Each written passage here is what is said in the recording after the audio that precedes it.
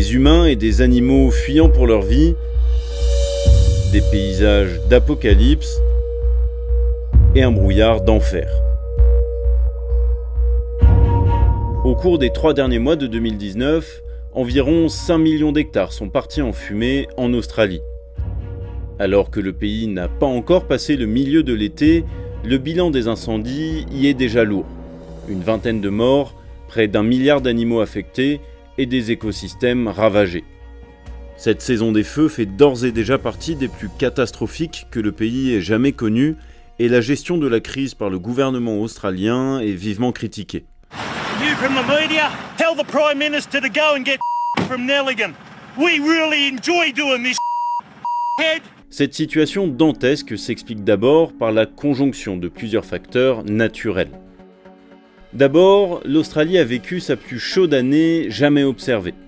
En 2019, la température moyenne était plus élevée d'1,5 degré Celsius par rapport à la moyenne de 1961 à 1990. Et pour le seul mois de décembre, l'augmentation a atteint 3,2 degrés. La ville de Nullarbor, au sud-ouest du pays, a même battu le record mondial de la plus forte température atteinte durant un mois de décembre, avec 49,9 degrés enregistrés le jeudi 19.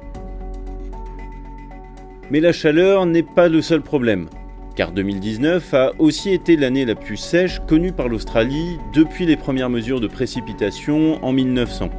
À l'échelle du pays, il est tombé 40% de pluie en moins que d'habitude. Dans certaines zones, comme le sud-est où se concentrent la plupart des incendies, ce chiffre peut localement atteindre 80%. Et cette sécheresse et les fortes températures sont elles-mêmes les conséquences de plusieurs facteurs. D'abord, il y a le dipôle de l'océan Indien.